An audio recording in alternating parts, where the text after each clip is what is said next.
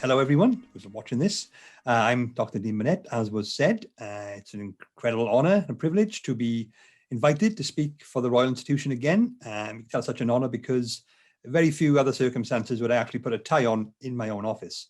I wouldn't normally bother, but felt like I'll dress up for the occasion. So, as said, this is a talk about my new book, Psychological, published today. You probably see on the screen, but here it is as well, in case, subliminal. And that's what I'm talking about here. Got some slides up on the screen to show you all. Yes, so it's again, I emphasize, please do support the Royal Institution. It's an immense privilege to be invited to speak for them. Normally I probably would be doing this in the Faraday Lecture Theatre rather than my own outdoor office, but swings and roundabouts, there are pros and cons to both. That's a more prestigious venue, but here I get better phone signal. Like the phone signal in the theatre is really patchy. It's almost like it's got one of those cages around it that block signals. I forget what they're called, but you know the ones. So those are, just the gist of things. So this is a talk about Psychological, the book I wrote about mental health, but not about my own personal journey with mental health, particularly about the science of mental health, about, as the subtitle says, why mental health goes wrong and how to make sense of it, regarding what's actually happening in your brain when your mental health goes awry, or where it suffers or declines, which is a particularly important subject right now because we are still very, very far into a global pandemic and mass lockdown. The end is possibly in sight with all the vaccines coming out, which is great, but it's still a long way to go. And perhaps, as you'd expect, there have been lots of reports and studies which show that people's mental health throughout most populations is in decline. People are reporting greater cases of depressive symptoms, anxiety symptoms, drops in well-being. The Office of National Statistics published a study today of like 10 years of data, which shows that over the last year, people's reported mental health has declined significantly. And it doesn't really come as a surprise to anyone, particularly if you work in the field of mental health, because when you take the entire population, tell them to stay at home, keep them away from their family and friends, and tell them there's a deadly pathogen circling in the air outside, of course, you'd think mental health is going to decline. But the question is why? Why does that have an impact on our mental health? What does that do to us, which causes our mental health to undergo such serious negative consequences, which make us medically or clinically or mentally unwell, however you want to describe it? And I think that's something that's often overlooked in terms of, there's lots of discussion about mental health these days, but there's very little that I've noticed personally concerning why it happens. What's the mechanism? Why do our brains and our minds react in this way to the world around us? What's going on there? And I think that is perhaps a key aspect which is often missing, because when you understand these sort of things, it helps to demystify things. It helps to hopefully reduce stigma, because you know what's going on. You don't feel so paranoid or scared or uncertain, which the brain doesn't like. Or at least you have a better idea of what's happening to you and why it's happening.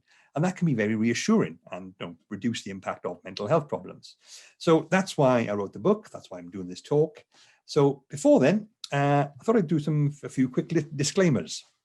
So as stated previously, I'm a neuroscientist. I am not a psychiatrist. I'm not a trained psychiatrist. I'm not a clinical psychologist. I'm not a therapist. I cannot diagnose people. I cannot recommend or advise treatments, because that is outside my area. I'm a neuroscientist. I am a scientist of the brain. And I think that's relevant. I hope so, because I'm here now. Because all things do come down to the brain. People say, mental health problems, they might dismiss it and say it's all in your head. But so is everything else. Every sensation we have, every experience, every thought, every reaction, every impulse, all of it fundamentally is the result of activity within your brain. So if that's the case, mental health matters are no more or less real or tangible than anything else. So no, I think that's a good place to start. It gives mental health problems a sort of grounded in the physical realm. But obviously, I'm a neuroscientist. I wouldn't say that. I'm not exactly impartial there. I'm not a specialist. I don't specialize in one particular area. But I think I would argue that the jack of all trades approach that I have ended up adopting is perhaps a more useful one here, because when you speak to people about mental health, and they are usually an expert in one particular key area. They're a neurologist, they're a psychiatrist, they're a psychologist, and they have their own thoughts and views on that aspect. Whereas I say I'm a neuroscientist by training, but I've written so much about the brain and studied it so much since. Such a wide area. My neuroscientific knowledge is quite broad. And I also worked in a psychology school and that's where I did my PhD. So my psychology knowledge is kind of broad too. Worked in a medical school, taught medics psychiatry. So I've put my, I've dabbled in, I've put my toe in all the waters. I've dabbled in every camp, whichever analogy you want to use. And it's a matter of record that a multidisciplinary approach tends to be the most effective one when it comes to mental health. So perhaps a multidisciplinary explanation would also work similarly. You might argue it's not especially relevant, but I'm not from a classically academic background, which I think can be helpful. A lot of people write about mental health and talk about mental health, or like the leading researcher or doctor in the field, and that's great. But they often come from more well-to-do backgrounds. They're from the children, offspring of people who were professors or doctors themselves. That's usually how it works. I was not. I am the first member of my family to even do A-levels. I was born and raised in the Garra Valley in South Wales. When I was like 3 years old, the mine was closed down. It's a mining valley. And when you take a small remote community where take the center of industry, which it's built around, and just take it away, that leaves a lot of problems, economic problems, social problems. The community was devastated by this by the removal of the key industry. And I grew up in a pub, so the local pubs there. So I saw the fallout from that. And so I like to think I don't have this, some people have a sort of negative attitude towards those with mental health problems or those who experience poverty. I grew up with such people, like they were my friends, my family, my extended community. And I think that, it's important to remember that these aren't just, numbers on a database. These are people, these are individuals. And I try to sort of keep that in mind when I do what I do. And I would like to point out that although I can claim all this different level of experience and insight about mental health and what it does to you and where it comes from, mental health, as with any problem, but particularly mental health, is an intensely subjective experience. If you are watching this and you've had a mental health problem of your own, or are dealing with one as we speak, or even will do in the near future, you are in many ways way more of an expert in this than I am. I have not gone through that myself. I have not been someone who had to deal with the mental health services. I have not had to deal with my own mental health declining to the point where I can no longer function. It's taken quite a few knocks. I had some very, very unpleasant traumatic experiences in last year, but it never got to the point where I felt I couldn't function any longer. So if you are someone who has gone through that and had that experience, then your insight in many ways is more valuable than mine. I'm not here to tell anyone what their experience should be, how it should go, or what it is, or what you are experiencing. I'm just here to say, when stuff happens to you, this is what we think is going on in the brain. So I don't want to lecture anyone about what their experiences are. Those are yours and yours alone. And just one final disclaimer, because it's come up a few times. What I'm talking about here is the science, the underlying principles of mental health, how we understand it, how we define it, how we treat it based on the evidence available. Now, there are plenty of people who have gone through the mental health care system in the UK and elsewhere and have not had good experiences, and I have plenty to criticize about it. There can be lots of negative attitudes towards people with mental health problems. There can be dismissive approaches, or they don't listen to you, or it can be quite traumatic. There's examples of abuse and things like that. These are all very valid concerns and criticisms for the mental health care system as it currently stands, or just critiquing it for what it does and doesn't offer, what it can and cannot do. But I would argue that most of these problems stem from ideological issues or resource issues or financial issues, or just people involved being unpleasant, because that's how people are. It doesn't really impact on the science of mental health, which is what I'm talking about, because that's a different thing. It's the application of the knowledge we have. I would argue it's sort of like, in the UK, we constantly make fun of how rubbish the UK train system is, rightly so in my experience, but it's due to bad management or poor planning or resources and so on and so on. It doesn't mean you have to critique and overhaul the whole science and physics of locomotion. Trains, as a principle, work fine. It's just that they're not used right or not applied correctly. And I'd argue the same is here for mental health problems. And that's where I'm so I stick to the science rather than go down the avenue of genuine grievances, which are for another time, I would say. So I'm not being sort of ignorant or dismissive. I'm saying that's not what I'm talking about here. So to begin with, this all started me doing this book and talking about it with sort of, well, ironically, an awareness of the limitations of campaigns for awareness. The vast majority of mental health campaigns focus on raising awareness. It's a very common phrase these days. It's good. That's a good thing. I'm not dismissing that, and it's necessary, and many are very successful.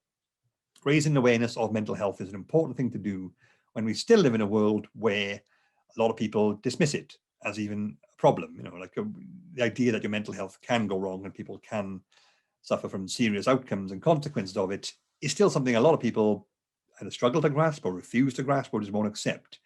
And campaigns to raise awareness combats that, and that's a good thing.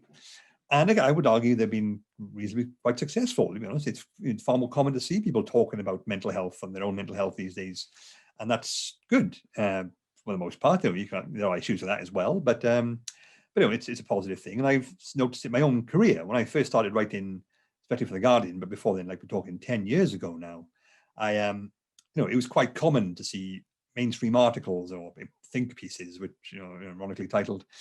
People dismissing the very notion of a mental illness or mental health problem as some just attention seeking or just made up, or it's just people being lazy and so on, all very unpleasant, unhelpful and negative stereotypes and inaccuracies, but they were there. Now, you don't see that so much. You're more likely to see articles about whether or not antidepressants are necessary or pill shaming, things like that, which equally isn't good, but it's a step on from just denying the whole problem in the first place. So it's progress of a sort. It's moved on from where we were, which is a good thing. There's still a long way to go, but yeah, there's still plenty to to take heart in. So awareness campaigns, I'm all for them by and large. However, there are limitations of awareness. For starters, awareness is only the start of any process, particularly this one, not the ultimate goal. You're aware of the problem. You're aware the thing exists. That doesn't necessarily mean you do anything about it. You can be aware of problems in countries overseas or wars or famines and things. You can be aware about it. You can think, oh, that's bad, but you don't do anything. And that's not really enough when it comes to mental health, especially in the current situation where the mental health care system is underfunded, unappreciated, oversubscribed, and attitudes towards it still kind of a lot of stigma and prejudice, and that's really unhelpful, and we need to change that. And awareness by itself won't necessarily lead to that, if you ask me, based on my experience of how the brain works and things like that. This is compounded by the fact that awareness campaigns often convey a relatively simple message, because they have to, because that's how mass media works. You need to have a straightforward message which as many people as possible can understand. So it's got to be brief and simple more often than not. But that can limit how effective the message is if you want to be critical about it, because mental health as a subject matter and as a process is anything but short and simple. It's very complex, very nuanced, very versatile, very diverse, very variable. None of these things are short and simple. And that's why a lot of awareness campaigns, the kind of the message boils down to depression is real, pass it on, which is a correct thing to say, but is it necessarily as useful? I mean, I'm aware of Wi-Fi. I don't actually know how it works or how to fix it. So my awareness, and it's a simple message of disconnect and go on with it. That's good, but it doesn't really give me any ability to do anything about it. And the problem is, I think, awareness does not automatically result in understanding. And that, I think, is an oversight, perhaps not an intentional one, or perhaps it's something people haven't got around to yet. But just because you're aware of something doesn't mean you understand it. And I think when you understand it, that's when change can happen, because it gives you like a set of parameters to work with. It lets you encompass the idea, it can encompass the concept. Because if something just told like this is a thing, accept it, people don't tend to react well to that. They will sort of resist if they don't already agree with it, and so on and so on. And it doesn't give you any tangible way to interact with it. But understanding, know how something works and know potentially how to fix it, that can give you people a sort of investment. It makes things more tangible, and it can potentially lead to a more likely change in behavior and attitudes, which I think is necessary when it comes to dealing with mental health stuff. So that's why I set about doing this whole book and talk like this. So to begin with, to just get to the very, very, very root, the very basics, what is mental health? What are we talking about when we say mental health? And that's, it's one of those things, I would argue, that everyone uses the term, everyone sort of intuitively knows what it means, But if you were to ask someone to write down on paper exactly what mental health is, using words, a lot of them would either struggle, or if you ask 50 people, you get 50 different answers, a lot of which are variable. And pardon me, that's actually quite a tricky thing, because when it comes to dealing with something scientifically, you need a lot more certainty. That you can't just have a gut instinct or a vague understanding of what something is. You need to know what you're dealing with before you can study it, measure it, objectively assess it, and things like that. So, the World Health Organization, they have a definition, which is a state of well-being in which the individual realizes his or her own abilities, can cope with the normal stresses of life, can work productively and fruitfully, and is able to make a contribution to his or her community. Good. Still a little bit, it's quite long-winded, but it's trying to cover all bases. But there's still a bit of, I wouldn't say wishy-washy, but it's a little bit of ambiguity there. Like well-being, what is well-being? I mean, say it out loud, it sounds like it's just being well, which is, I guess it makes sense, but it's another term like mental health, or things like emotion, irony. You sort of know what these things are, but has anyone really sat down and said, this is what this is? We all need to agree on that. So my approach is that you do the classic analogy or comparing it to physical health. When it comes to physical health, you have a body, which is made up of tissues, organs, bones, systems, and they're all working together to produce like the working human body. They work together effectively to result in a body in good physical health. If every part of your body, every system, every bit, every cell, every tissue is doing what it's supposed to do, or at least doing enough to not disrupt anything, you are in good physical health. You don't necessarily mean peak physical health. You can have different levels of fitness and so on, but you're in good health if no particular part of your body is causing problems or disrupting your ability to function. And similarly, if you use the same system with the mind or the brain, our brain produces emotions, thoughts, moods, perceptions, attitudes, beliefs, motivations, and so on and so on and so on. All these working together effectively give rise to a human mind with good mental health. If all of them are not necessarily working together seamlessly, but no particular one is causing problems or causing disruption or stopping you from functioning. That's what that's what we're hoping for. So same way you have a body where every part of it is working well, you have good physical health. You have a mind where every component of it is working well or acceptably, then you're in good mental health. You can have ups and downs and so on. And I like to refer to it as the musketeer approach, because although everything working together is what produces good health, physical or mental, you don't need everything to go wrong to have bad health, physical or mental. You can have a kidney stone, which is a very small piece of grit or like calcified stuff lodged in your kidney, which is quite a small organ. But if that happens to you, you're in serious pain. You are incapacitated. You are not in good health. Similarly, if you have one part of your mind, like you've got too much, your emotions are unpredictable or excessive, or too much fear, or not enough emotions, or your perception has gone wrong, you're seeing things which aren't there, or you're believing things which aren't real, and so on and so on, then you are said to be in poor mental health, even though the rest of your mind around it may be working okay. It only takes one thing to cause a drop in health. So it's all for one for all, the musketeers approach. That's how I sort of think about it. And that's how I'm thinking of it when I mention these things going forward. So that's mental health. What is mental illness? So what counts as a mental illness? What are we talking about when we say is someone mentally unwell, mentally ill? Now, you might have noticed I've not really used the term mental illness much so far, even though that is, I imagine, what a lot of people watching this talk to find out about. What I mean is literally the term mental illness.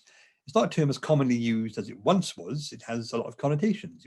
You probably see people refer to more mental disorders now, which is a sort of a less loaded term. Disorder is perhaps more objective, more neutral as a phrase to use. There's lots of reasons for this behind the scenes, which I found out since started. I used to use it a lot in the old days, but I've since stopped. Another part of the problem is that what is illness? Again, it's another word which is less specific than many would assume. I looked up, when I was first in the book, looked up in the dictionary illness, and it said the definition of illness is a period of sickness. That's right, that makes sense. Then looked up sickness, and it said the experience of being ill. So for illness, see sickness, for sickness, see illness. You don't actually get a definition, you just get a circle, an endless loop, which isn't really helpful. And again, we're talking medicine here. We're talking a science where you have to address people's health. So you want to use the terms you want to use, need to be quite specific. You can't have just wishy-washy terms. You can't have a X-ray machine which just occasionally throws black spots everywhere, because that's exactly what it shouldn't be doing. And so there have been attempts by the medical world and scientific world to clarify what the illness and the associated terms mean. A particularly good example would be Professor Marinka's modes of unhealth, as he referred to it. Professor Marinka passed away 2 years ago, sadly, but he was a very experienced GP and dealt with a lot of this stuff. And he broke it down into 3 aspects. Disease is a mode of unhealth, which is the actual pathology, the thing inside you which is going wrong. Obviously, you focus more on physical health, but still, the pathology, the root cause, the tumor, the broken leg, the infection, the injury, the virus, the fungal thing, whatever it is. It's the physical thing which is causing the disruption or altering how your body works, which is resulting in a decline in health. So that's the thing you can sort of look at and say separately from the person, this is what the problem is. Illness, in this particular mode of unhealth, is the subjective experience of poor health. So like you have a disease, but you feel ill. You say, I am ill. It's what you're experiencing, the negative change in your health, the decline in your sense of well-being. That's illness. And it can get to the point where you can no longer function properly or not. You just feel under the weather. But still, illness is what you're experiencing subjectively, perceptively. And sickness, he argued, is the social public expression of poor health. It's the you are sick. You get a sick note from your doctor when you are ill. You're ill, the doctor says you're sick. So it's the acknowledgement of the wider world that your health has declined to the point where you need assistance or you need to recover. And these can make sense. It seems pretty straightforward. But even when you're dealing with the physical realm, which is a bit more specific or a bit more easily pinned down than the mental world, there's plenty of problems for confusion and variability there. Like classic example would be diabetes. Someone who's diabetes, like their pancreas isn't doing what it's supposed to do. That is not a disease, but it's a pathology. It's something that's gone wrong. And they need regular medication in order to live a normal life. But if they do just stay on top of their insulin, a diabetic person is no different in how they feel and how they act and how they behave and what they can do to a person who's not diabetic. So this person has, quote unquote, a disease. And you could argue that someone says from the outside, you are sick because you've got this disease, but they are not ill. They feel fine. Similarly with like right now, COVID, it's a very common thing we talk about, but there are people who have COVID and they are asymptomatic. They have the disease. And by, anyone else's definition, you have this pandemic disease, you are sick, but they are not ill because they feel fine. And that is, it becomes very, very confusing then, because someone says you're sick, what if they don't feel ill? It becomes a bit of a minefield in how you define things. It's also important to recognize that people use illness more generically than that. More generally, they use it as being someone who is not well, someone who has something wrong with them. And that is where the problem sort of arises when it comes to mental health. A good example of this would be like a common refrain, like comparing physical health problems to mental health ones. They're often equated. I got a little cartoon there, which is one of the many sorts you see online. If people spoke about physical problems, like as they do about mental health problems, it would be like this. Someone with someone who's getting chemotherapy saying, have you just tried snapping out of it? Or with a broken leg, why don't you just walk it off? Or someone's food poisoning, you need to change your attitude and not have food poisoning. That would be ridiculous. We wouldn't do that. And the point is that mental health problems are just as serious as physical ones more often than not, but we treat them differently, and that's bad, which is correct. And but there are some issues with comparing and contrasting and making the argument that mental and physical health problems are the same. There are some valid reasons to do so. There's a lot of uncertainty in both. You can have physical symptoms and not have a diagnosis for a long time, or have several diagnoses, because the human body is an incredibly complex system, and the symptoms you experience can be often quite downstream from what the actual problem is. So you get lots of different diagnoses. So it could be this, it could be that, it could be that. I mean, that was the basic premise of the TV show House with Hugh Laurie, which was the most popular show in the world for a few years, and then everyone just forgot about it. Weird. And a lot of that happens with mental health too. Like, you don't know what the problem is. Your symptoms change, they warp, they adjust over time, and that can happen with physical and mental problems. So there is a degree of uncertainty. And they can have chronic or discrete episodes. You can have a one-off physical illness, or it can be ongoing for your whole life. Same with mental health problems. They can be severe or mild, and so on and so on. So there are comparisons to be made between physical and mental health problems. And I would argue that comparing the two, saying physical health problems are just like mental health ones or vice versa. It's a good thing to do if awareness is your goal, which often is the case. If you're trying to convince someone that mental health problems are a real thing, now if they deny that, they have never experienced it, but it's very, very, very unlikely that they've never experienced or encountered a physical health problem, which are far more tangible, far more obvious. Everyone's had a headache, everyone's had a stomach bug, everyone's had just a knock or an injury or just felt under the weather. People know what physical health problems are. They know when your physical health declines. So to say, well, it's the same thing happening with your mind, with mental health, then that sort of contextualizes it or like helps explain it in a useful way. So it's good to do then when you're trying to explain to someone that mental health problems are actually a thing. But there are issues with that. You know, take it too far, it can backfire a bit. Because mental health problems are often not the same as physical ones. There are some stark and very important differences. And ignoring them can lead to issues. Like there's plenty I discuss in the book, like there's a whole section about this. But for example, physical ailments, people led to believe, or like this anticipation of a fix, a repair, a cure. Are you better yet? Is the sort of thing when people have a physical problem. It won't necessarily be the case if you have a chronic problem like diabetes, like it doesn't go away. You just manage it and handle it. But a lot of the time, there's the focus on cures, fixes, to getting better. Mental health problems don't normally have that option. They are more about adjusting, coping, management, getting over the issue, or like working ways around it. But it makes it far more uncertainty. So you can't say to someone, you were depressed and now you've had some therapy. Are you better yet? That's not how it works. And for people to expect that isn't helpful.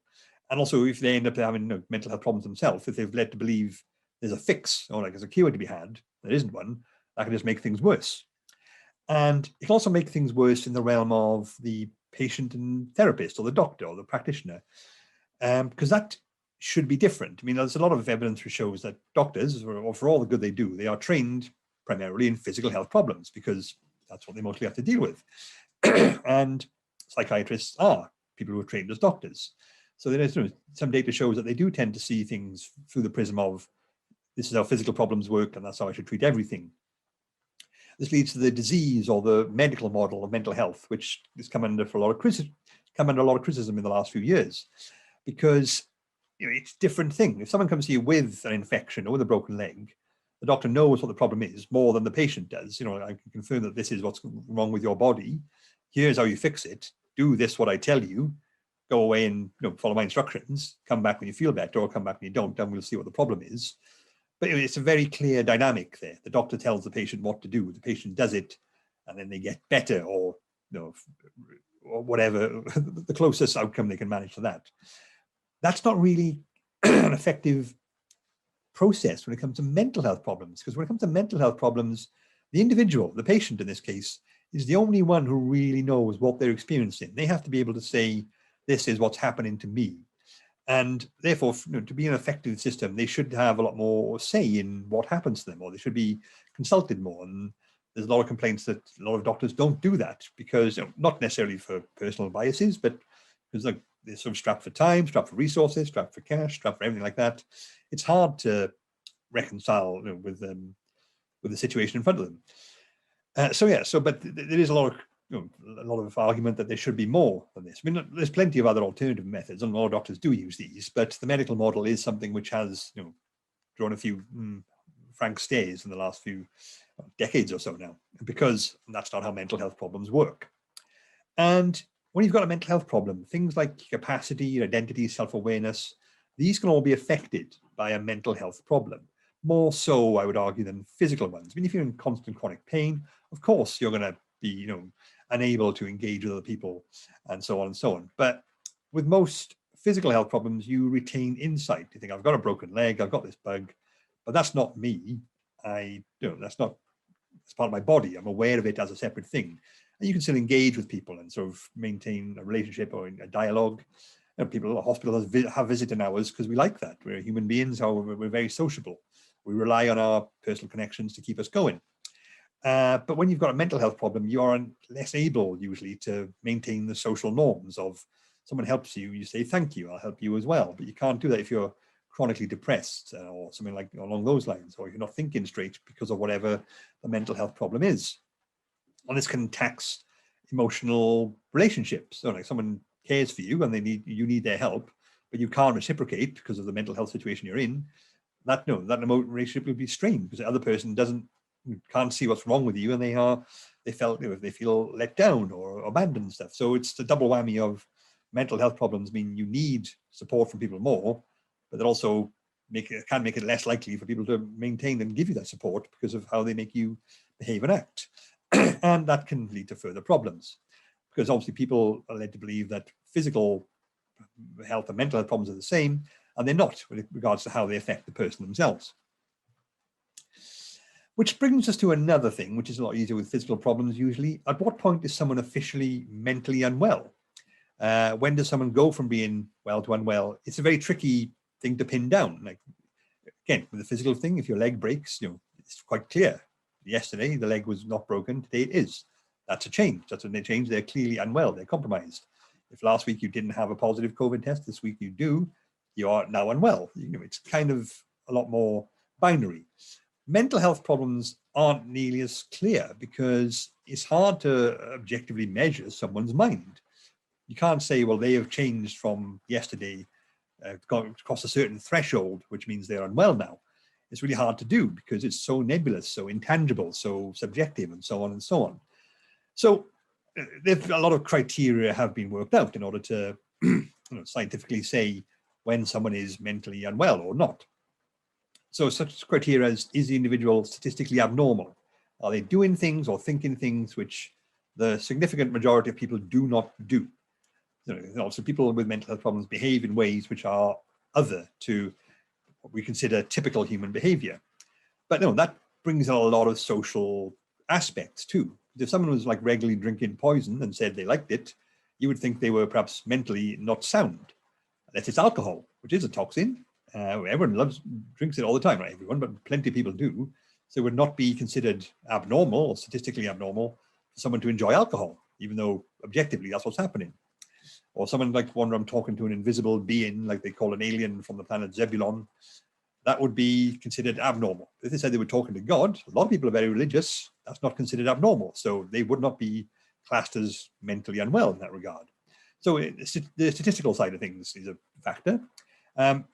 If they are behaving in a way which is other to how other people behave, typically or statistically, is it causing them stress, discomfort, or pain? Everyone has their quirks, everyone has their individual tics and traits, but is it negative for them? Is it harming them in some way or affecting them negatively?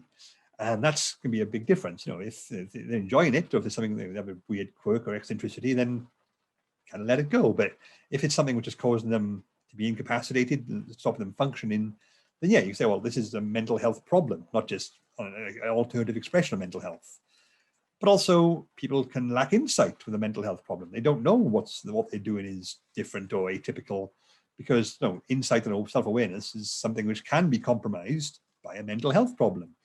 So they don't know anything's wrong with them. They don't admit it. People with mania are often like that. They are in this heightened emotional state where they act very recklessly and embrace risks and so on and so on. But they don't think there's anything wrong with them. They think they would argue quite passionately that they're not unwell, but objectively, it seems like they are. So another criteria is, are they behaving or thinking in ways which are maladaptive? Does it cause harm to them or society? Someone with antisocial personality disorder may think they're behaving perfectly rationally or reasonably, but they're committing crimes or something, or being aggressive to people, and so on and so on. Or are they harming themselves in some way? These are other criteria. So if someone's behaving in a way which is unusual, it's causing them problems, or they're not enjoying it, or like it's causing them to suffer, or it's harming them or other people in some way, then these are all ways in which we can say, well, that anything which falls into those categories is a mental health problem. Someone who does all that is mentally unwell. It makes sense logically. However, take into account the fact that until the 1970s, homosexuality was listed as an official mental disorder. It qualified for all those criteria. Most people are not homosexual, so it was statistically abnormal in that respect. People who in the closet or come out tend to have a lot of hard time, a lot of stress, a lot of depression and stuff. So it must be harmful to them. And if you consider that the values of society were that monogamous straight relationships were the only way to be, and that sex is for procreation and you need children to keep society going, then homosexuality was maladaptive to both the individual and society. So technically, homosexuality did meet the criteria for mental disorder. But then it didn't. Now, it's 50 years later, we've got increasingly common same-sex marriage is legalized. And that's a good thing, because it's not a mental disorder. It's perfectly normal and natural way to be.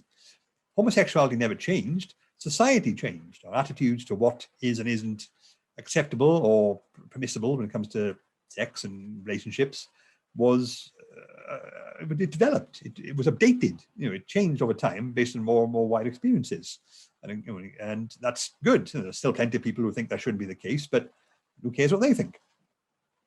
But that has huge implications for diagnosis, because unlike physical ailments, physical problems, you are not, those are based on how the body works. And that's very consistent. You know what a human body is meant to look like. You know how it's meant to behave.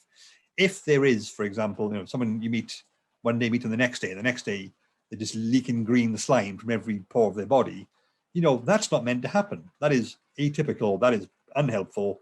They are unwell. Clearly, someone call an ambulance or whatever's wrong with them. But you can't really do that with mental health problems, because like I say, it's all to do with statistical abnormality, or we consider what's good and what's bad by the world around us, and the world keeps changing. So, a lot of mental health diagnosis is anchored to social norms and social expectations and social values, and those change. It's sort of like, if you've got a boat, you moor your boat by tying it to a cow.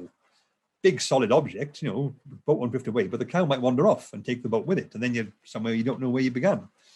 And that's sort of why using illness can be a negative thing, because it's a value judgment. When you're saying someone's ill, you're saying something is wrong with them. And 50 years ago, if someone was homosexual, you'd say they were mentally ill. Something is wrong with them. People try to fix the problem. That caused more issues because there wasn't anything wrong with them. Hence, we try to say now that disorder rather than illness, because that's just like something different, not necessarily a bad thing. I mean, people could argue this is splitting hairs, but who's to say what will happen in a few decades' time, which makes us reevaluate what we think of now as mental health problems. This is happening all the time. So the science underneath it all, is what I'm getting at here, is constantly in flux, and it's not really as rigid as people might think or hope or expect, because it's based on underlying social values and norms, which are flexible, which are constantly in flux. And that's why mental health problems can be so versatile, so hard to pin down, because there's a lot of give, a lot of elasticity in there. So when I say like mental health problems, where are these found? Where do you find these things? There's, they're mostly written down in two textbooks, two books, the DSM, the Diagnostic and Statistical Manual of Mental Health Disorders, and the International Classification of Diseases. First one's on its 5th volume, the second one's on its 11th. Now, these are two texts which encompass all known or recognized mental health problems and to classify them. And the DSM gives typical treatment options, the criteria you need to fulfill to be diagnosed with these issues. That's in the DSM.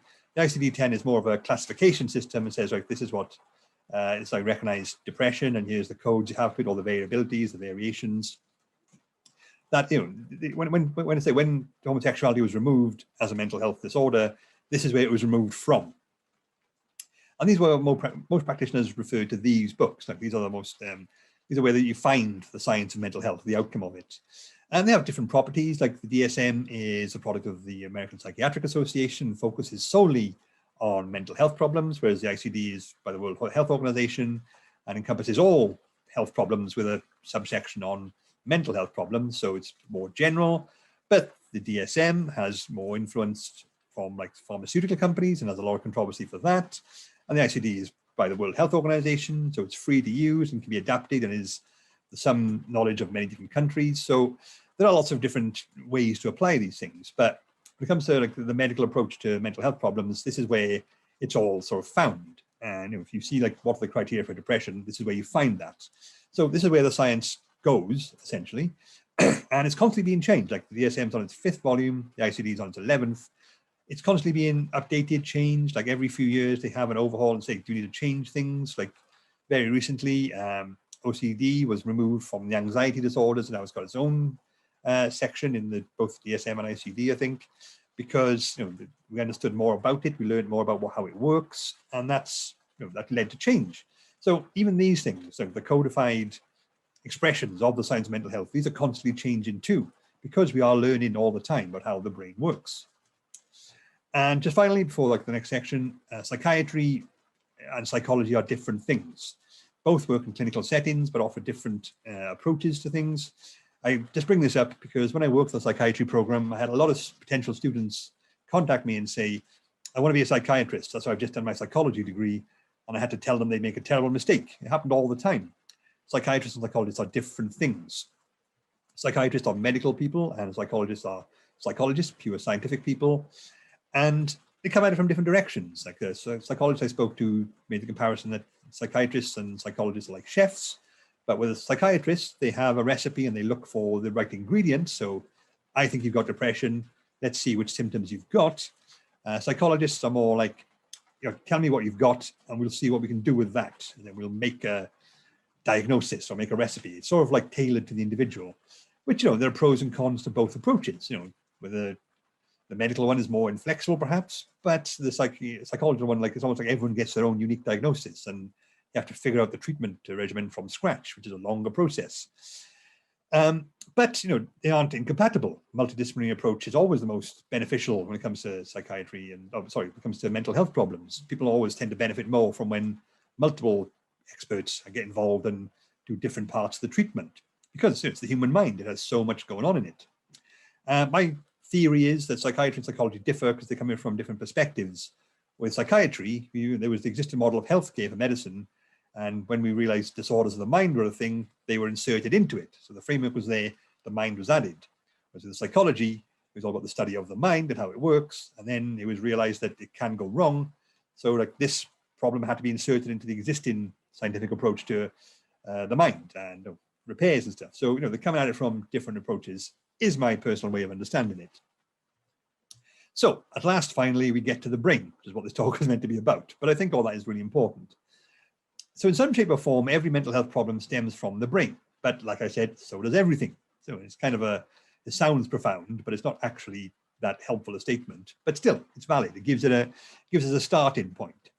And mental health problems can occur at multiple levels in the brain. You can have genetic problems because if we accept that the human mind is supported by the communication and signals sent between billions of brain cells, trillions of times every second, that's really complex and impressive. But all that is supported by the structure of brain cells. And that comes from the proteins they're made up of, which is what DNA codes for. The genes that we have in our DNA, each one declares, makes a certain type of protein.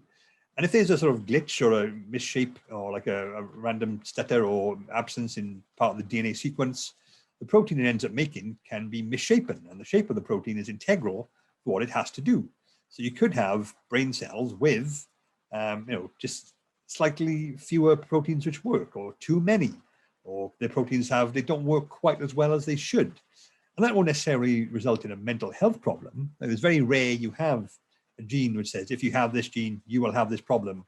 And if you don't, you won't. It's more to do with heritability and things like that.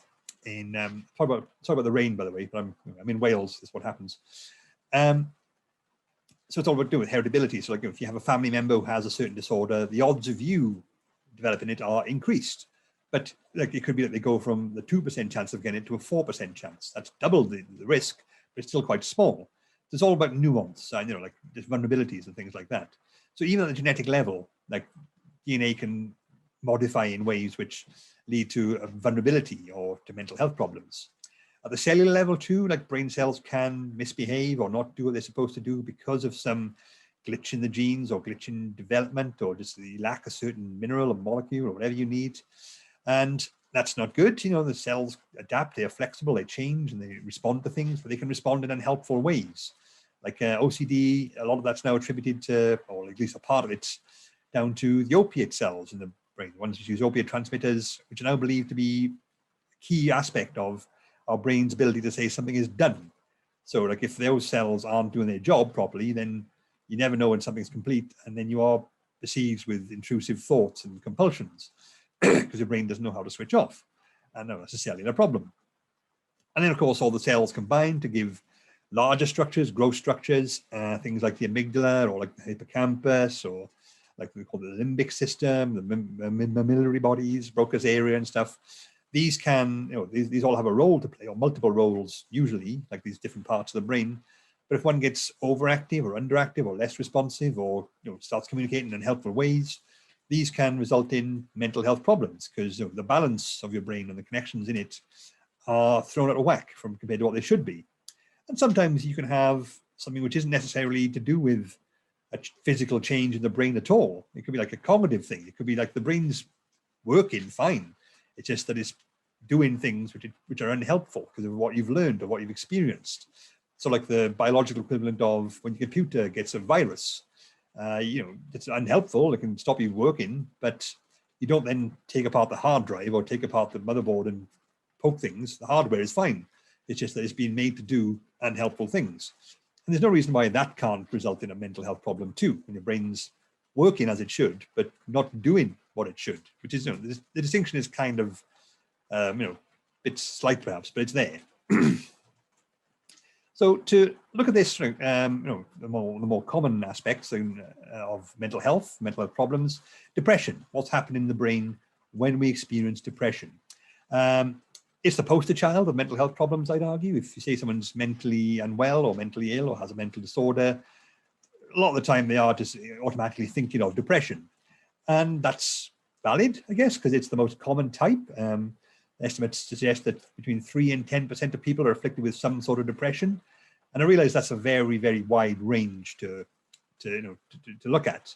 But part of that is because, it's really hard to pin down what exactly a depression diagnosis is. Like someone can have a classic depression case, and then you have a manic episode. Oh, that was bipolar the whole time. So you got to change it. And then people have different ideas of what counts as depression. So it's really hard to pin down the specifics, but it's very common. Classed as a mood disorder, because it's a disorder of mood, but that potentially can lead to more misunderstanding and stigma. This focusing on the fact that it's all about mood. 1 second, please.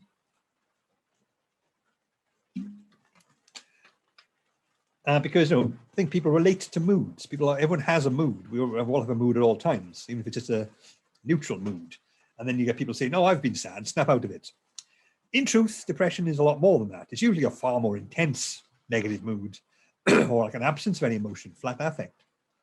It can be anger as well. There's lots of different types of mood involved in depression, but the classic is the real melancholy, and lots of different types of it. And it's not so much the bad mood, which can be a thing. People can have really, really bad moods for very logical reasons, like losing a parent, like I did last year, and just general life trauma. But when you can't change that mood, when that mood persists for a very, very long time, as far as mood goes, that's when it becomes like, that's a problem. That's not how it's meant to be working. And that's when we sort of think, okay, that's how you know depression. It's like someone's in a bad mood. Sure, someone's in a very low negative mood. Fair enough. But they've been like this for the best part of 2 weeks now. Okay, that's wrong. That's something's amiss there. That's what the general scientific approach is. And also worth mentioning that the chemical imbalance view of depression. When you talk about the science of depression, it's very common to hear people these days go, "Oh, it's a chemical imbalance in the brain," which means like the chemicals that make up our brain and allow it to work, they're not in the right proportions, and so on and so on.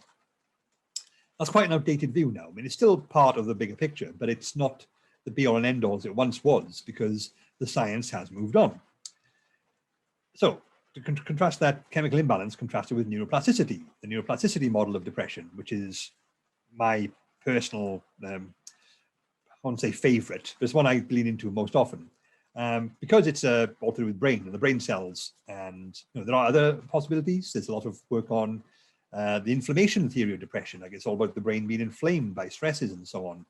And there are people who argue that it's purely cognitive. It's like our mind's inability to process new things because of what's happened. But I tend to lean towards the neuroplasticity one because that's my wheelhouse. And neuroplasticity is brain, or the brain region of the brain cell's ability to change, ability to modify, to respond, to adjust what it's doing, its output and its connections in response to what's happening to it, what stimulation it receives, what signals are sent to it. It responds and adapts. That's almost like the key superpower of the brain. It is a very flexible organ. It changes, it adapts, it modifies over time. And that's good. That's what it's meant to do. A static brain is not a good brain. A static brain is technically dead. So no, the brain's flexibility and plasticity is a big part of why it's so useful. But in depression, that's believed to be lost in key areas. The chemical imbalance, the deficiency in neurotransmitters, that usually means there's not enough of a certain neurotransmitter, the chemicals brain cells use to communicate back and forth across the synapse. That's still an aspect of it. There's still the fact that in people with depression, it looks like they do have lower levels of key neurotransmitters. But that can arguably be viewed as more of a symptom than a cause now, because there are many issues with this idea that chemical levels being disrupted is the key cause of depression. The neuroplasticity model argues that the core problem seems to be that neurons responsible for change in mood and responding to things, they become inflexible, they lose plasticity. And that is a problem. That's why the key problem with depression isn't the low mood, it's the inability to get out of that low mood, to change that mood. You're stuck in this low pit of melancholy, despair, just negativity, just numbness, however it manifests to you. It sort of explains why depression can have so many different expressions, because it's not about the mood itself, it's about the fact that mood is persistent over a very long period of time. And also explains why SSRIs, the classic antidepressant like Prozac, the most common and the first line of defense usually against depression, these are serotonin chemicals. That they increase the levels of serotonin in the brain, which is a neurotransmitter which doesn't actually make us happier. It's not a happy chemical, as some people call it. But it allows our mood to change. It's a key part of that function of the brain, which obviously is what's compromised in depression. So you can sort of see why that works there. So antidepressants, since I'm talking about them, they are the go-to treatment for depression, and they're often unfairly stigmatized because they're dismissed and they're seen as an easy whipping boy for people who are opposed to big pharma or medicalization of normal behavior and so on. No, that's a whole other argument for another time. But there are some reasons to, when people don't like them, that's not unfounded. They are not perfect. They have a lot of problems or a lot of imperfections, or just they're not great, but they're the best we've got. Essentially, that's a lot of what it comes down to with antidepressants. They typically work, all the more common ones we have available right now, by increasing the levels of neurotransmitters that are reduced in a depressed brain. And they were discovered by accident. It was discovered that's what they do. They raise transmitter levels, and people with depression who took them got better, or not got better, they weren't cured, but they felt better. Their mood was changed and elevated. So that's where this whole chemical imbalance theory comes from. But over time, it became clear that that wasn't the whole story, clearly, because antidepressants, typically the modern ones we have now, the common ones, they have a therapeutic effect which takes place after several weeks, like 2 to 3 weeks. That's when you start to feel better. That's when your depression symptoms start to abate. But if it was true that the chemical levels in the brain are the cause of depression, like you have insufficient neurotransmitter, that's why you're depressed. You take an antidepressant, that fixes that problem pretty much right away. As soon as the chemical hits your body, the cells are working constantly overtime. It's a very rapid system. Those neurotransmitter levels go back up with your very first dose. But depression doesn't go away for weeks. So clearly there's an extra step that's being missed out there, or at least one, maybe several. Case in point, antidepressants have a lot of side effects because no drug specifically targets one area of the brain. They raise those transmitter levels everywhere throughout the brain. And the brain does a lot of things, and the body as well. All the nervous system extends everywhere.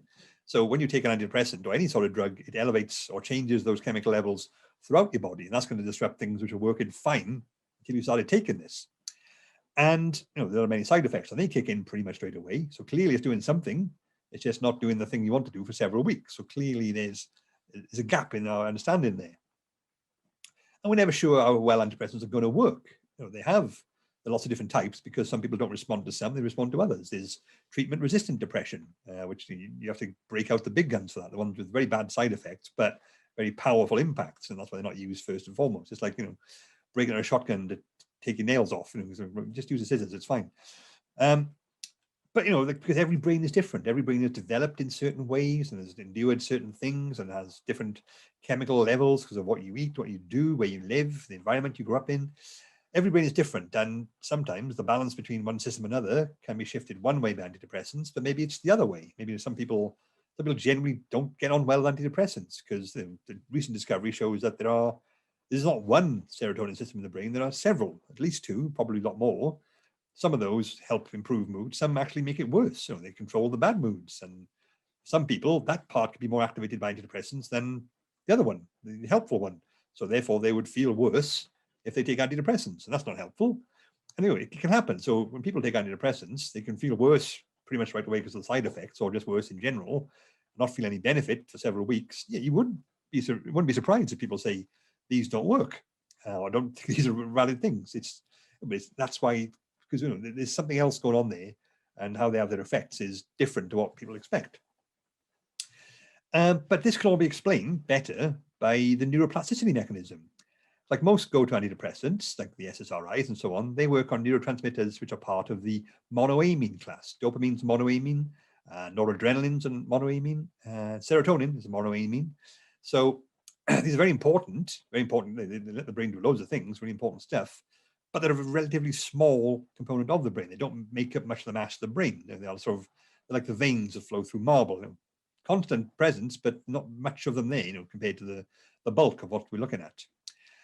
And the mood system, which is very complex, very widespread, the monoamines they're not the sole thing which controls that. So it's thought now that antidepressants increase activity in the monoamine system by boosting the neurotransmitters there, and that leads to more activity coming from the monoamine system, which then slowly spreads out and causes more stimulation to those exhausted neurons and sort of coaxes them back to life. But it's a gradual process. It's more like watering a plant than just flicking a switch. It's drooping, it's wilting, water it, fertilize it, and sort of slowly comes back. That's what we think is happening with depression. We scientists who are on the same school of thought as me. So it's not like blowing on a campfire, which is slowly dying out. Like gently coax it back, and that's thought to be why antidepressants work, and also explains how and why newer approaches, new models of antidepressants based on things like ketamine and other psychotropics, they seem far more potent and more effective. In 2019, in the US, they released, in a controlled way, the first ketamine antidepressant. It's actually a nasal spray. And apparently the results, it's still early days, because obviously 2020 shut down a lot of things, but the results show that it's very effective very quickly. You can kick in hours, maybe next day perhaps. Because ketamine, amongst other things, works on the glutamate system. And the glutamate neurons in the brain are the most stimulated, and they'd make up like 80–90% of the brain's mass, glutamate neurons. In terms of pound for pound, glutamate is by far the most common neurotransmitter. So when you take ketamine, rather than a ketamine antidepressant, whereas monoamine antidepressants is slowly coaxing things back to life, ketamine sort of just kicking the door in and throw them out of bed saying, get back to work, because it's really powerful. And that's why it's got to be so controlled, and why results in, don't just take ketamine if you're depressed. That's a terrible idea, because it has to be very, very, very carefully refined. But it's a more stimulating thing, and it sort of triggers or activates those parts of the brain which are suppressed in depression in a more profound, excitatory way. And it can also explain how talking therapies work. Why would a talking therapy raise your chemical levels, like cognitive behavioral therapies and so on and so on. And they complement antidepressants. People normally benefit most from talking therapy combined with an antidepressant therapy. And part of that's because cognitive behavioral therapy, which is the usual go-to, is essentially coaching or teaching people to think differently or think in new ways, which don't necessarily lead to in this case, depressive symptoms. Like if you're constantly consumed by negative trains of thought, think in this way, which doesn't lead on that route. And it could be that what they're doing is actually activating different pathways which aren't normally activated in the brain, causing more excitation, and which spreads further and can stimulate the tired loss of neuroplasticity neurons in more indirect ways or different ways, which cause them to come back to life. Or maybe it's the antidepressants increase the activity, but the cognitive behavioral therapy sort of channels it, like someone molding clay. Antidepressant throws all the clay on the spinning table, which is the brain, and the talking therapy sort of shapes it into a useful form. And again, one possibility. But you can sort of see now, when it's all about how certain neurons react or are stimulated back into activity, that's sort of, it makes more sense in terms of that's why depression works, rather than just basic chemical imbalances. Anxiety is the other mental health problem, I suppose, if you're looking at the two main ones. Second most common. It's like, there's a lot of it out there. If you say, like, I think some stats say like depression has over 300 million cases in the world, and anxiety sort of somewhere in the 250, 280 million range. Still plenty, still far more than enough people to warrant some serious concern and attention. Depression can be very variable, but anxiety seems like even more variable, which makes it far more common. You got your general anxiety disorder, which perhaps was what most people would think of when they say anxiety or as a disorder.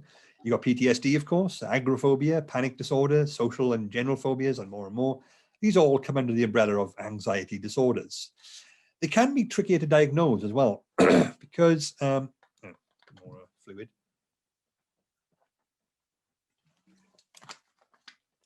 Because having a low mood for 2 weeks is unusual. That's atypical. People don't normally have a mood of any sort, which is the same for a fortnight.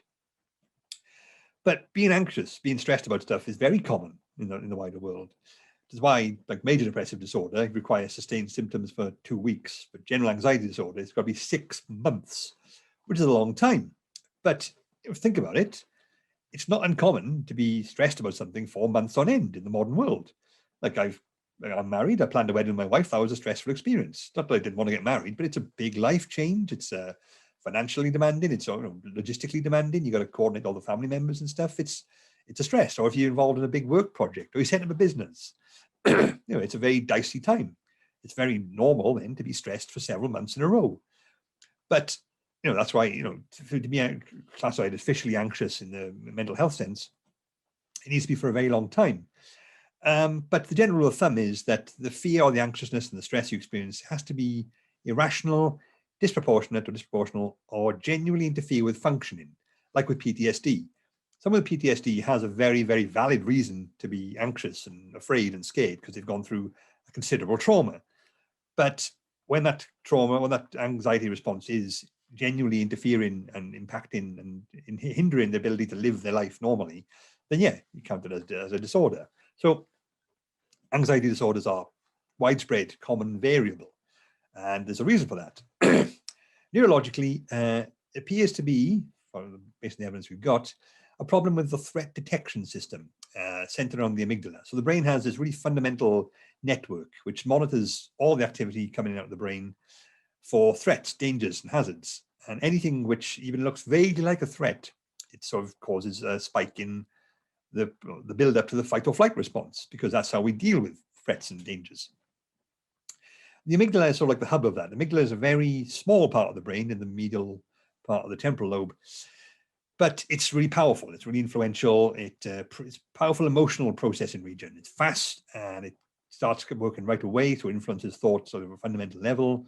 But it's usually kept in check by the cognitive region. So it decides how we react emotionally to things, and it's usually commonly associated with the fear response, which is, by many people's estimation, the first ever emotion, because it was a survival thing. Again, we weren't there. We don't know for sure. But the more cerebral parts of our brain, the higher functions like the cortex and the prefrontal cortex specifically, which is where we think and apply logic and reason and restraint, that normally keeps the impulsive urges caused by the amygdala in check. And they exist in a sort of quasi-stable balance. They're not sort of fixed, one dominates the other, because there are times that you need to react very quickly to a scary thing, and there are times that you don't need to do that. So they're constantly sort of jostling against each other, so who gets the dominance? With anxiety, that balance is disrupted. The amygdala seems to just become too powerful, too influential, influences more thoughts and behavior in an excessive way than it really should. And the frontal cortex seems to be unable to stop it doing that. And it's manifest in various ways, but it means like most of your thoughts are tinged with a sense of fear or apprehension or just like anxiety. Because like for no reason, it doesn't, it just comes from nowhere, because that part of your brain which makes you anxious is overactive and dominating the part of your brain which stops that happening for various reasons, which some of which are uncertain, and explains why anxiolytics, the drugs for anxiety like diazepam, the barbiturates, they can be really addictive because they sort of suppress this part of your brain which allows you to feel stressed and anxious. And believe it or not, the brain likes that. Like, I took this thing, all of my worries went away. That's good. Let's keep doing that. That's a great thing to do. And that's why you have to be very careful with these things. Like I've taken the Valium once for my vasectomy, and that was a trip, man. Very, very weird story. I'll tell you another time. So, anxiety is an issue and a problem to be dealt with, but it's a lot going on there. And a lot of this comes down to stress. There seems to be a lot of papers and studies which suggest that stress is far more of a widespread and fundamental problem than perhaps we give it credit for, because we all say stress, we all know stress. It's a common word or phrase. I'm a bit stressed lately because of X, Y, Z. But that sort of overlooks just how fundamental it is and how vulnerable the brain is to it. Stress is the precursor of the fight or flight response, because the brain doesn't go from 0 to 60, so like calm, calm, calm, fight or flight, and just start screaming and fighting and yelling and running as soon as anything vaguely scary appears. No, it's got its layers and levels of it. And until we get to the full flight or fight response, where like the muscle tension, focus and everything, and the trembling, like the pale face and stuff, that's all, that's like the peak of the fight or flight response, where it's all going on. The precursors, like where the body's getting primed, getting ready for fight or flight, that's stress. That's what stress is. It releases lots of chemicals into your body, like the cortisol, the sort of the build up to the fight or flight response. And that's good. It gets our body ready for dealing with adversity. The problem is the human brain doesn't handle prolonged chronic stress very well. Short, sharp bursts of fear, that's sort of what we've evolved to deal with. You live in the wild, a predator appears, you got to run, you got to fight it, or you die or you escape. There's no sort of middle ground there. You don't like start living next to the predator and just staring at it the whole time. That's not something which happens in nature. So we haven't evolved to really deal with situations where stress is ongoing, prolonged. And that means like the body gets pumped full of stress chemicals over time. The chemical impact builds up and takes its toll. This is often down to the hypothalamic pituitary adrenal axis, which is a complex network of fundamental brain regions, which, among other things, regulates the levels of stress chemicals like cortisol in our body. They pump out the stress chemicals, which cause all these reactions in us when we first feel any need to be stressed. And when the stress chemical levels get too high, the HPA axis recognizes that and stops pumping them out. It's like an overflow plug with a bath, that little hole of the water goes down when it gets too full. But a lot of the time in the modern brain, it seems to stop doing that. It seems to lose the ability to detect that key chemical balance and just keeps pumping them out. And therefore stress chemicals can build up and we feel more and more stressed, more and more anxious, and it's not fun. And this is a big problem because the human brain is very easily stressed. We have the ability to imagine and foresee dangers or risks and problems which aren't necessarily physically damaging to us, but we don't like. The thought of being rejected, the thought of losing your job, the thought of being embarrassed, the thought of doing karaoke. That people get really stressed by the very notion of public speaking generally. There's no harm in it, but we are such a social species, it causes us to experience a stress response. So there's plenty in the modern world which causes us to be stressed. There's so much expectation of us, so much requirements, so many demands. And obviously from an objective point of view, we live in a more pampered time than any other generation in human history. Our world is safe, our environment is tamed, we have abundant food and resources at our fingertips. But that's not how stress works. It's not, you should count your blessings. It's like, I expect life to be like this, it is like this, therefore I'm stressed. You can be the richest person in the world and still be stressed. It's a very subjective thing. The human brain doesn't take the bigger picture into account when it comes to things like that. So everyone can be stressed, and therefore everyone can be prone to mental health problems, because it seems to be the stress response, and not just this, by the way, but this seems to be a common theme, a key factor in the development of common mental health problems. Too much stress can overwork the amygdala. It's part of the fear system, and making it more dominant, like working on a muscle. It becomes more active. The brain thinks, well, the amygdala is constantly being triggered, so I guess it needs more resources, needs more energy, needs more focus and attention. It becomes bigger and stronger, like a muscle worked out in the gym. And then you get anxiety, which is when the amygdala becomes dominant for no reason. Well, not for no reason, but for no logical reason. Similarly, the stimulation of all the stress chemicals, all the stress signals, could exhaust neurons which aren't meant to be dealing with it, like the ones that control mood. So they get too stimulated by stress, by the constant aspects of stress, and they lose plasticity. They lose their ability to react because they're just exhausted. And then you get depression, which would explain why there's so much comorbidity with depression and anxiety. There's about 30% of cases people have anxiety and depression. And antidepressants are also a go-to medication for anxiety as well, because both in the fundamental sense are the result of stress. They're both sort of two expressions of a similar common problem. You don't necessarily always get both, of course, but some people might have a more resilient mood system, which means they can have anxiety but not depression. Some people might have a very vulnerable mood system, which means they go to depression without developing anxiety and the stress that comes from that, and so on and so on. The brain is very variable. But like I said, experiencing stress is a subjective measure. And how vulnerable you are to it and how you react to it varies wildly from person to person. Hence, mental disorders are still so complex and unpredictable. But also why your circumstance can result in genuine mental health problems because of how the brain works. If you grow up in an impoverished, stress-rich environment, so like you have no money to pay your bills, you're from in a very abusive relationship, if you have like a negative relationship with your parents, if you grew up in a war zone, or like you don't know where the next meal is coming from, this will sap your brain's resources when it comes to dealing with stress and processing them. So you have more of a hair trigger when it comes to stress because you're so used to it, you're so familiar with it. And you get the stress vulnerability model, which is on the slide there. So if the more vulnerable you are to stress, the more likely you are to achieve a mental health problem when stress increases.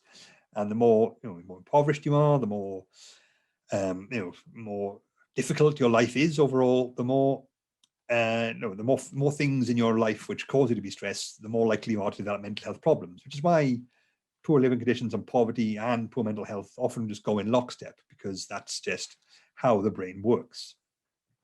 So to summarize, our understanding of mental health problems are constantly evolving thanks to ongoing scientific research and assessment. I try to cover them as much as I can in this book, but I may have to write another version in 5 years' time, which changes all of things. However, they're often intangible problems. You can't see someone's mental health problem. You have to rely on them to say what's happening or behave in certain ways which you can indirectly work things out. And they're often defined by social and cultural benchmarks, which are in flux. Our societies change, our values change, our culture adapts and moves on, which makes understanding and defining and treating mental health problems, which are based on these things, very complicated. And that's not even considering all the therapeutic methods and approaches that are in use. Often they go well together. Sometimes there's a lot of button heads, like turf wars or dominance and things, because people who deal with mental health are also human themselves. They have a human brain which cares about things which aren't necessarily good for mental health care, but that's how we are. On top of that, mental health problems stem from the brain, which is itself a vastly complex, variable, and unpredictable thing. And we still don't know how the brain works in many ways. We know a lot more than we used to, hence our understanding of mental health problems are expanding and going forward. But the brain's still a very complex, unpredictable, messy organ, and we're still figuring it out. And as a result, we'll still be figuring out more about mental health problems as time progresses. And a lot of the common theories and ideas about mental health that you hear about today, they're kind of outdated now, like obviously the chemical imbalance model. As our knowledge of the brain expands, it has expanded over the last 10 years significantly because of the invention of scanners and things like that. The scientific basis and practice is regularly revised to reflect this. Like all these texts which say, here's how mental health stuff works, those are constantly being changed. So, the science is evolving constantly. And despite this, of course, there are some common roots like stress, the obvious example, of the more typical disorders being identified. So it's not that we don't know anything, it's just that there's a lot there to unpack. And because the brain is so unpredictable, so variable, then we have, they can manifest in so many different ways. So that's a whistle-stop tour of the role of the brain in mental health problems, or vice versa, if you like. The book is there if you want to get it. These are my links, should you wish to pay any attention to those. But thank you for sitting through that, and apologies for the background noise of the rain if you heard it. If there are any questions, I will happily answer those now, but thanks again for listening.